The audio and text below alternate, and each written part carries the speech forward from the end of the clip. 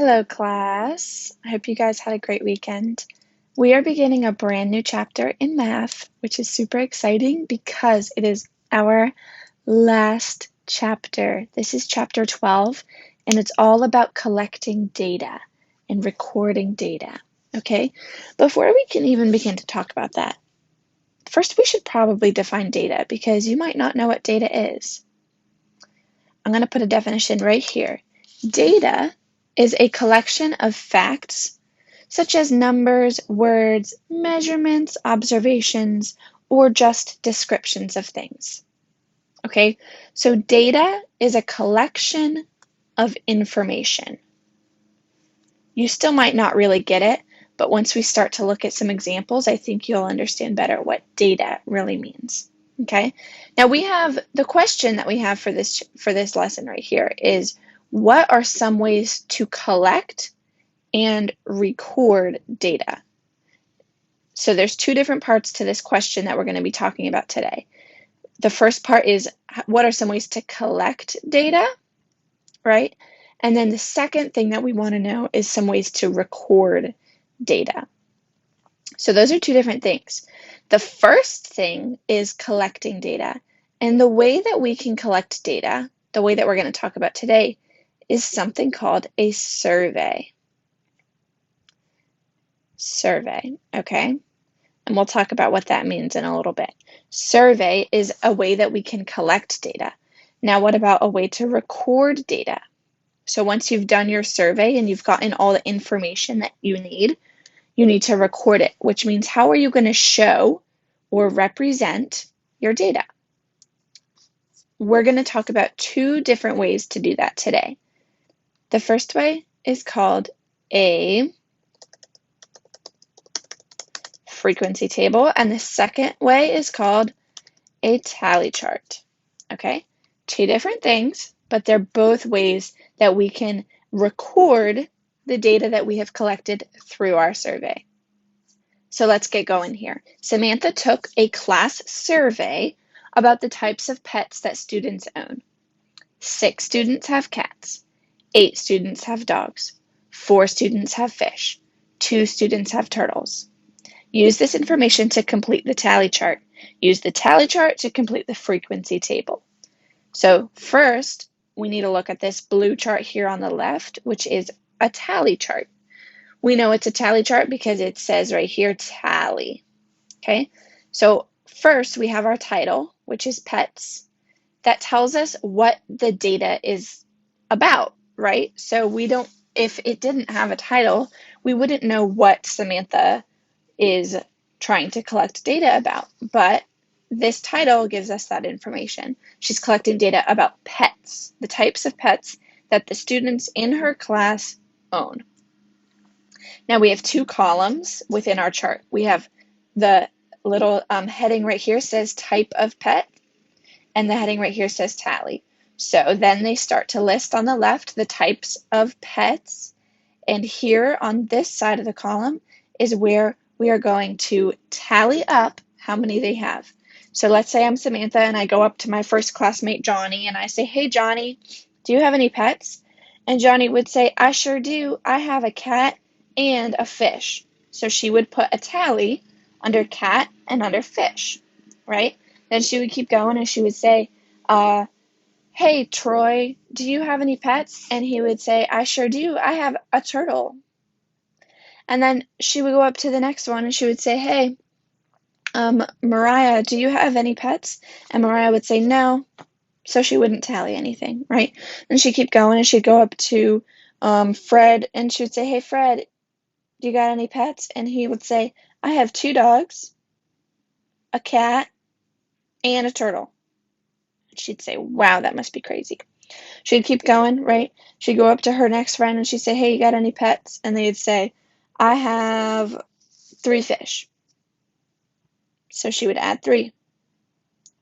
Okay? She'd keep going. Next friend says that they have 2 cats. So she adds 2 cats. She keeps going. And the next friend says that they have 3 dogs.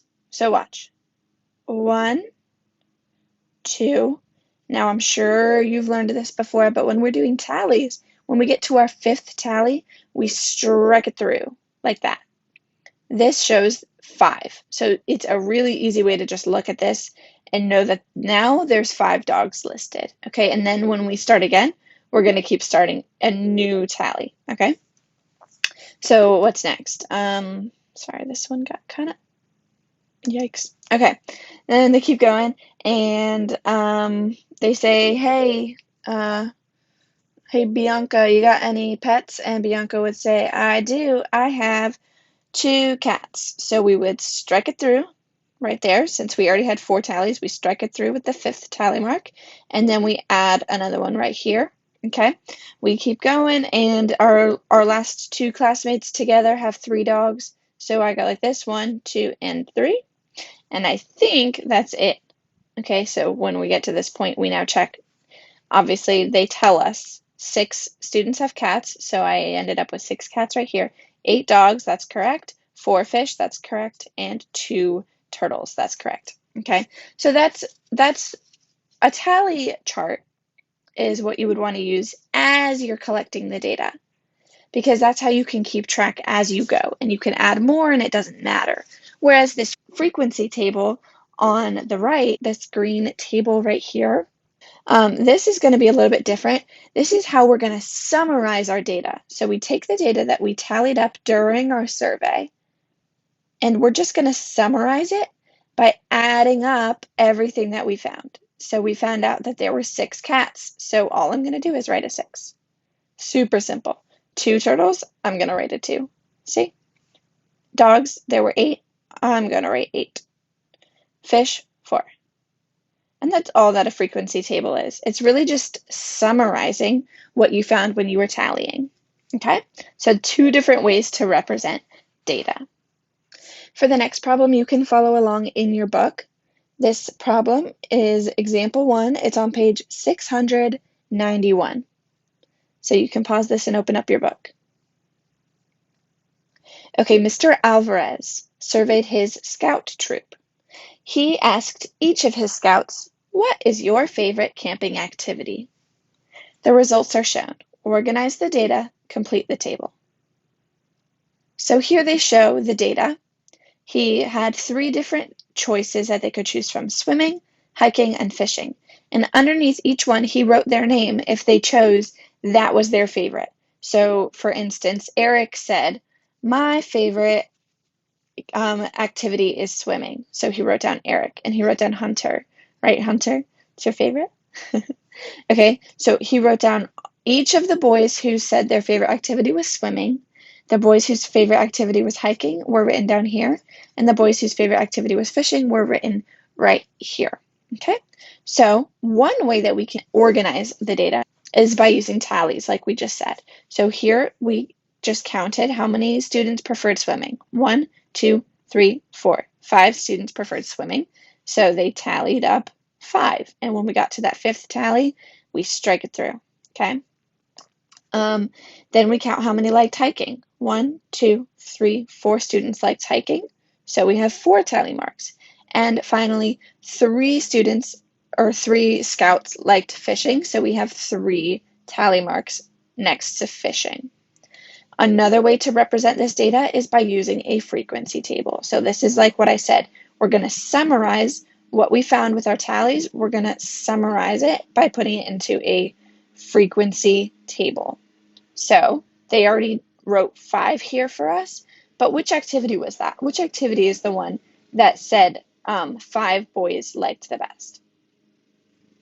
Good, it was swimming. So right here we would just write swimming because we're completing the table.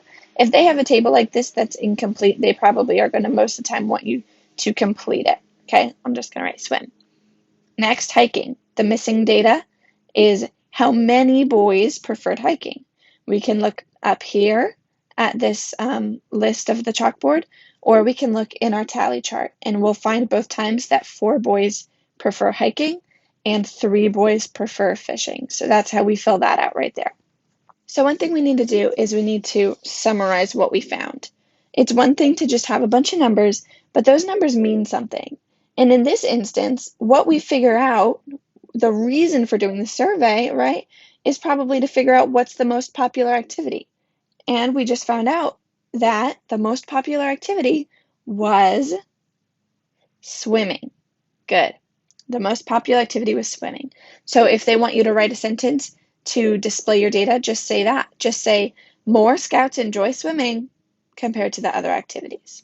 Or you could say, the most popular activity is swimming. Let's do one more example. This is an independent practice problem number 3 on page 693. Organize each set of data in a frequency table. Okay, let's read number 3. Darla observed her friends. She collected data on the flavor of milk they drink at lunch.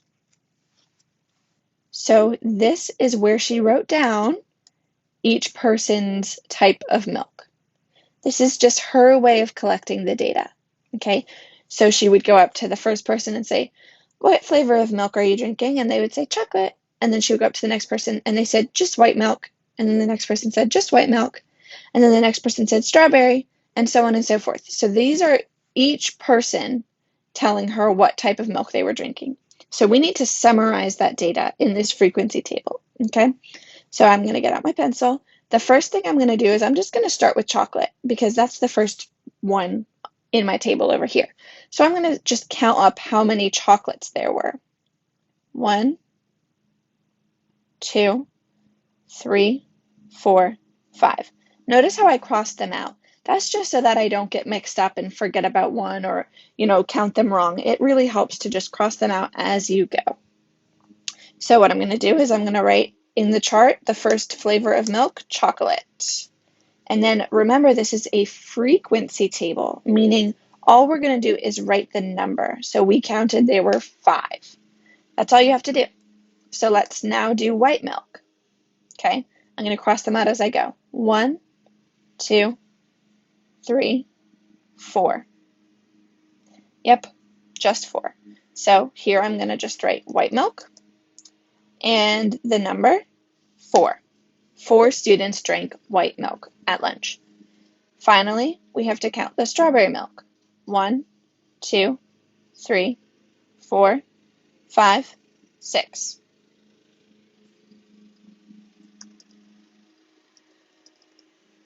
So I'm just recording. I'm writing the label, strawberry, and I'm putting the number right here, 6. I need to double check one more time to make sure I accounted for each thing. And since every single thing is crossed off, I know that I did account for it. And when I look at my data, I can now easily see that the most popular milk was strawberry milk, then chocolate, and finally white.